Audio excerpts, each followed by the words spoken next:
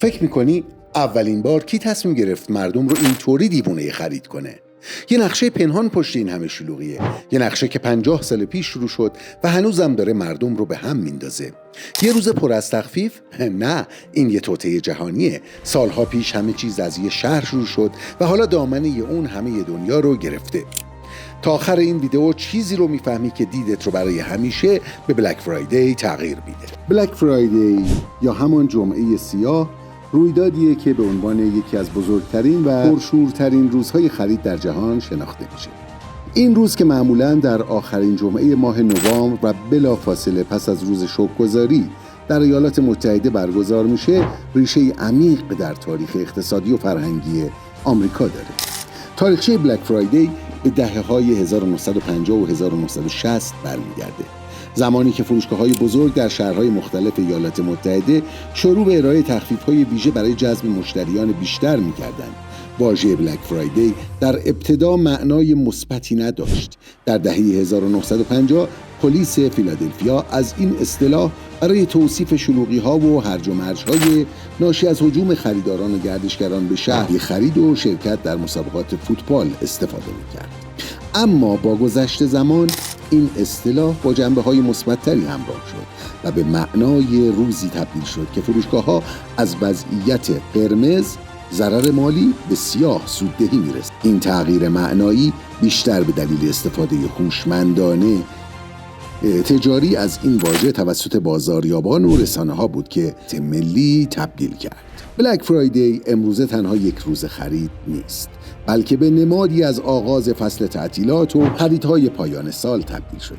این رویداد به سرعت از مرزهای ایالات متحده عبور کرده و در کشورهای دیگر نیز به رویدادی محبوب تبدیل شد.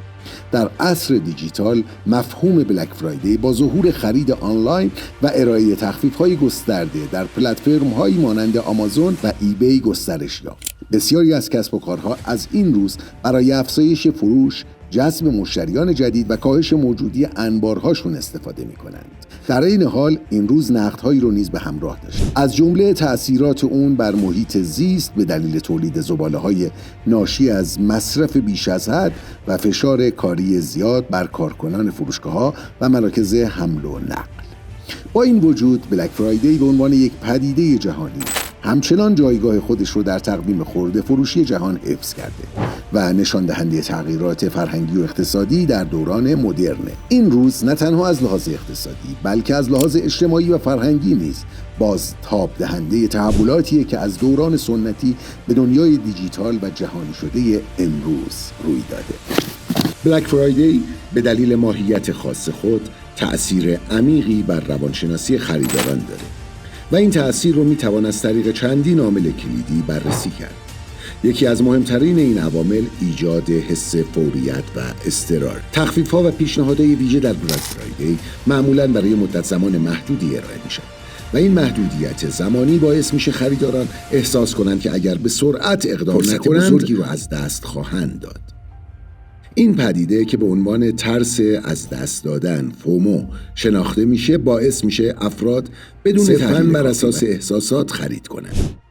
برای مثال افراد ممکنه کالاهایی رو بخرن که حتی نیازی به اونها ندارند، صرفاً به این دلیل که فکر میکنن ممکنه بعدها چنین تخفیفی رو پیدا نکنن خرید میکنن. تبلیغات گسترده نیز یکی دیگر از عوامل تاثیرگذار بر روانشناسی خریدار. برندها و فروشگاه‌ها با استفاده از تکنیک‌های روانشناسی تبلیغات محیطی ایجاد می‌کنند که افراد حس کنند این تخفیف‌ها بی‌نظیر و غیرقابل تکرار هستند. عبارات تبلیغاتی مانند فقط برای امروز، موجودی محدود، فرصت رو از دست ندید باعث تحریک احساسات افراد و افزایش انگیزه اونها برای خرید میشه. علاوه بر این، جمعیت و هیجان عمومی که در فروشگاه‌ها یا حتی پلتفرم‌های آنلاین ایجاد میشه، حس رقابت رو در افراد تقویت میکنه. زمانی که مردم مشاهده میکنن دیگران نیز به شدت در حال خرید هستند، این حس در اونها ایجاد میشه که ممکنه عقب بمونن. از طرف دیگه بلک فرایدی میتونه تأثیرات منفی نیز بر روانشناسی افراد داشته باشه. برای مثال، احساس که از نتایج خرید بلک فرایدی هست. به ویژه زمانی که افراد متوجه میشن بخش زیادی از خریدهاشون غیر ضروری بوده یا بیش از حد بودجه خودشون هزینه کرد. همچنین این روز میتونه باعث ایجاد استرس و فشار روانی بشه، چه در مرحله تصمیم گیری و انتخاب و چه در هنگام رقابت‌های آنلاین برای خرید. در مجموع بلک فرایدی نه تنها یک رویداد تجاری بلکه یک پدیده روانشناختی پیچیده است که از ترکیبی از احساسات انسانی، استراتژی‌های بازاریابی و شرایط اجتماعی برای جذب خریداران استفاده می‌کند. بلک فرایدی یکی از جذاب‌ترین که با تخفیف‌های استثنایی و پیشنهادهای بی‌نظیر شناخته میشه. در این روز فروشگاه‌ها و خرده فروشان از استراتژی‌های خلاقانه برای جذب مشتریان استفاده می‌کنند. از تخفیف‌های درصدی بالا گرفته تا پیشنهادات یکی بخر دو تا ببر. ویژگی اصلی بلک فرایدی ایجاد شور و هیجان خرید در میان مردمه، به طوری که برخی افراد از شب قبل صف می‌کشند تا اولین نفر باشند. علاوه بر این در عصر دیجیتال خرید آنلاین جهانی تبدیل کرده و فروشگاه‌های اینترنتی با ارائه تخفیف‌های گسترده سهم بزرگی از بازار رو به خودشون اختصاص می‌دن. یکی دیگه از ویژگی‌های برجسته بلک فرایدی تأثیر اون بر روانشناسی خریدارانه. تبلیغات گسترده و محدودیت زمانی تخفیف‌ها حس فوریت و ترس از دست دادن افراد ایجاد می‌کنه. این امر باعث میشه مردم برای خرید کالایی که شاید هیچ نیازی به اونها ندارن اقدام کنند. بلک فرایدی همچنین به فرصتی برای شرکت‌ها تبدیل شده تا موجودی انبارهای خودشون رو کاهش بدن و مشتریان جدیدی جذب کنند. در این حال این روز انتقادات زیادی نیز به همراه داره، از جمله ترویج مصرف‌گرایی، ایجاد فشار کاری برای کارکنان. با این وجود بلک فرایدی همچنان یکی از مهمترین روزهای سال برای صنعت خرده فروشی باقی مونده. محبوبیت بلک فرایدی رو میتونیم به دلایل متعددی نسبت بدیم که در طول زمان این روز رو به یکی از بزرگترین رویدادهای خرید در جهان تبدیل. اولین و مهمترین دلیل تخفیف‌های بزرگ و فرصت‌های استثنایی برای خرید. در این روز خرده فروشان و برندها با ارائه تخفیف‌های چشمگیر و گاهن بی‌سابقه خریداران رو ترغیب می‌کنند تا کالاهایی رو که مدت‌ها در نظر داشتن با قیمتی پایین‌تر خریداری. از لوازم الکترونیکی و پوشاک گرفته تا مبلمان و لوازم خانگی و طیف گسترده‌ای از محصولات در این روز با قیمت‌هایی که معمولاً در طول عرضه میشه. این تخفیف‌ها نه تنها به خریداران این امکان رو میده که در هزینه‌های خودشون صرفه‌جویی کنند، بلکه حس رضایت و موفقیت میکنه. عامل دیگه در محبوبیت بلک فرایدی آغاز فصل خرید تعطیلات. این روز به طور غیر رسمی شروعی برای خریدهای پایان سال محسوب میشه و بسیاری از افراد از این فرصت برای خرید هدایای کریسمس و دیگر مناسبت‌های سال نو استفاده می‌کنند. این تقارن زمانی باعث شده که بلک فرایدی از لحاظ فرهنگی نیز جایگاه ویژه‌ای پیدا کنه و مردم اون رو به عنوان بخشی از سنت تعطیلات خودشون در نظر بگیرند. دوست خوبم، در نظر داشته باشیم که بلک فرایدی یک فرهنگ در زندگی غربی ها هست و برای ما شرقی ها و به خصوص ایرانی ها، چون شروع سال نو ما با شروع سال معانی متفاوتی داشته باشه. بلک فرایدی همچنین به لطف توسعه خرید آنلاین و جهانی شدن بازارها به یک پدیده بین المللی تبدیل شده. در گذشته این رویداد عمدتاً به ایالات متحده محدود بود، اما امروزه با گسترش فروشگاه‌های اینترنتی و تبلیغات گسترده جهانی، مردم در سراسر دنیا میتونن از تخفیف‌های اون بهره مند بشن. پلتفرم‌هایی مانند آمازون، ایبی، علی اکسپرس تجربه خرید بلک فرایدی رو برای میلیون‌ها نفر در دسترس قرار بدون اون که نیازی به ترک خونه باشه. این دسترسی آسان همراه با رقابت فروشگاه‌ها برای جذب خریداران به شدت به محبوبیت این در نهایت عادات مصرفی و تأثیرات اجتماعی نیز در موفقیت بلک فرایدی نقش. مردم به طور طبیعی به دنبال بهترین قیمت‌ها و معاملات هستند و بلک فرایدی به عنوان روزی که تضمین کننده این فرصت‌ها هست تونسته اعتماد و علاقه خریداران رو جلب. از طرف دیگه شرکت‌ها نیز با استفاده از این روز به عنوان ابزاری برای تخلیه انبارها، افزایش فروش و جذب مشتریان جدید، بلک فرایدی رو به فرهنگی بی‌رقیب تبدیل کرد. ترکیب همه این عوامل از تخفیف‌های جذاب گرفته تا هیجان عمومی و جهانی شدن باعث شده بلک فرایدی هر سال بیشتر از پیش محبوب بشه. بلک فرایدی علیرغم محبوبیت فراگیر و جذابیت بالاش چالش‌های متعددی رو برای خریداران و فروشندگان به این چالش‌ها از مشکلات عملیاتی و روانشناختی گرفته تا مسائل زیست محیطی و اخلاقی تأثیر قابل توجهی بر همه طرف‌های درگیر داره. در ادامه چالش‌های بلک فرایدی رو به تفکیک برای خریداران و فروشندگان بررسی می‌کنیم. چالش‌های خریداران در بلک فرایدی شامل چیه؟ اولیش اضطراب تصمیم گیری و فشار خریداران در بلک فرایدی با حجم عظیمی از تبلیغات و پیشنهادات مواجه میشن که اغلب حس فوریت و ترس از دست رو در اونها ایجاد میکنه. این حس باعث میشه افراد تحت فشار زمانی تصمیم که میتونه به خریدهای نادرست یا غیر ضروری منجر. علاوه بر این، رقابت برای خرید کالاهای محبوب یا محدود استرس و هیجان مضاعفی به خریداران وارد میکنه. دومیش خریدهای غیر ضروری و احساس گناه پس از من خودم خیلی درگیر این احساس میشم.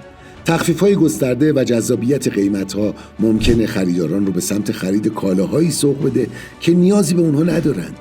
این امر میتونه به مشکلات مالی یا حتی احساس گناه پس از خرید منجر، به ویژه اگر خریدار بودجه خود رو بیش از حد مصرف. سومین مشکلات عملیاتی در خرید آنلاین. با رشد خرید آنلاین در بلک فرایدی، خریداران اغلب با مشکلاتی مانند کندی سایت‌ها، محدودیت موجودی کالاها، خطاهای فنی مواجه میشن.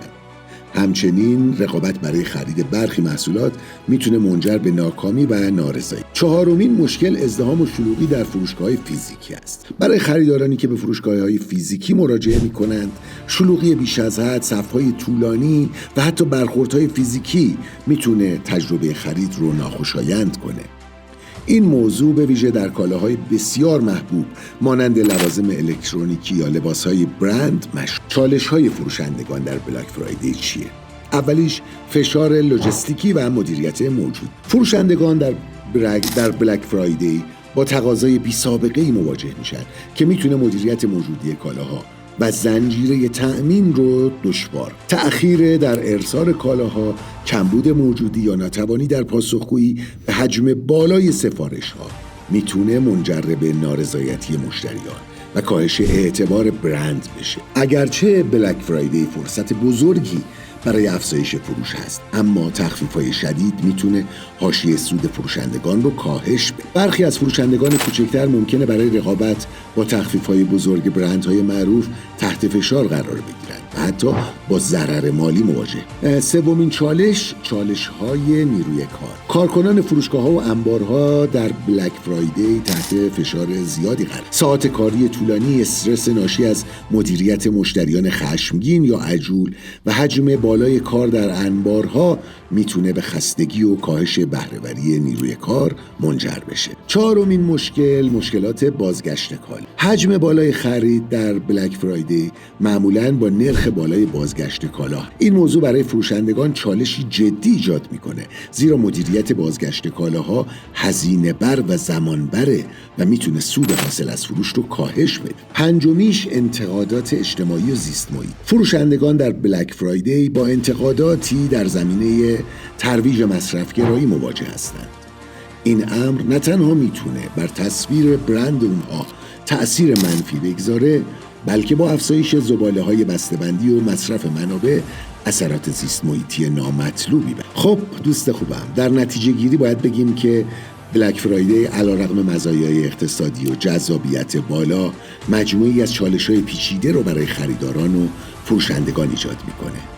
این چالش‌ها نشان دهنده نیاز به رویکردهای مسئولانه‌تر در مدیریت این روید. از طرف دیگه خریداران برای برنامه‌ریزی بهتر و خرید آگاهانه از سوی فروشندگان برای بهبود فرآیندهای عملیاتی و کاهش اثرات منفی اجتماعی و زیست محیطی است. سایبر ماندی یک رویداد خرید آنلاینه که درست پس از بلک فرایدی، اولین دوشنبه پس از روز شوک‌گذاری در ایالات متحده برگزار میشه. این روز به طور خاص به خرید آنلاین اختصاص داره و به عنوان بزرگترین روز خرید آنلاین سال شناخته میشه. سایبر ماندی نه تنها به دلیل تخفیف‌های ویژه بلکه به خاطر رشد سریع تجارت الکترونیک در دهه‌های اخیر محبوبیت زیادی پیدا کرده. در ادامه تاریخچه، ویژگی‌ها و تأثیرات سایبر ماندی رو به طور مفصل بررسی می. سایبر ماندی اولین بار در سال 2005 توسط کمیته تجاری ملی نشنال ریتیل فدریشن معرفی شد. هدف از ایجاد این روز تشویق مردم به خرید آنلاین پس از تعطیلات شکرگزاری و بلک فرایدی بود. در آن زمان تجارت الکترونیک هنوز به اندازه امروز همه‌گیر نشده بود و خریداران اغلب ترجیح می‌دادند برای خریدهای تعطیلات خود به فروشگاه‌های فیزیکی مراجعه. اما با گذشت زمان و افزایش سرعت اینترنت و بهبود امکانات خرید آنلاین، سایبر ماندی به سرعت تونست جذابیت. در سالهای ابتدایی سایبر ماندی به عنوان فرصتی برای خرید از خانه در دوران کاری و پس از تعطیلات معرفی شد. بسیاری از کارکنان که روزهای پنجشنبه و جمعه بلک فرایدی رو برای خرید در فروشگاه از دست داده بودند، روز دوشنبه رو به عنوان فرصتی برای خرید آنلاین با تخفیف‌های ویژه انتخاب. این روز به سرعت به یک پدیده جهانی تبدیل شد و تأثیر بسزایی در تغییر عادات خرید مردم. ویژگی‌ها و محبوبیت‌های سایبر ماندی چیه؟ اولیش محوریت خرید آنلاینه. ویژگی اصلی سایبر ماندی نسبت به بلک فرایدی اینه که این روز به طور کامل به خرید آنلاینه، در حالی که بلک فرایدی ترکیبی از خریدهای آنلاین و فیزیکی هست. سایبر ماندی به عنوان روزی برای خرید اینترنتی شناخته میشه.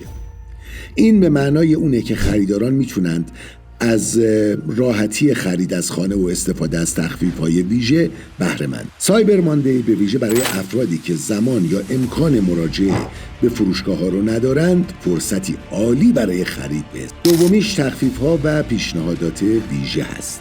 فروشگاه‌های آنلاین مانند آمازون، ایبی و دیگر پلتفرم‌های تجارت الکترونیک در سایبر ماندی تخفیف‌های ویژه‌ای رو ارائه می‌دهند. این تخفیف‌ها معمولاً مشابه تخفیف‌های بلک فرایدی هستند، اما تمرکز اصلی بر محصولات دیجیتال، لوازم الکترونیکی، پوشاک و وسایل خانگی. بسیاری از برندها و فروشگاه‌ها همینطور به خریداران پیشنهادات یک روزه و سودهای انحصاری ارائه میدن که باعث میشه مشتریان برای خرید سریع اقدام. سومیش افزایش خریدهای موبایلی، یکی دیگه از ویژگی‌های برجسته سایبر ماندی هست.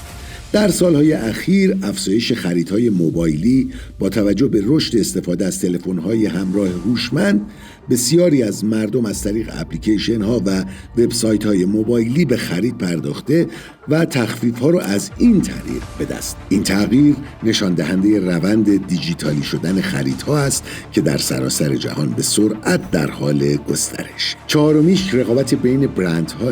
سایبر ماندی نه تنها برای خریداران بلکه برای فروشندگان نیز یک فرصت طلاییه.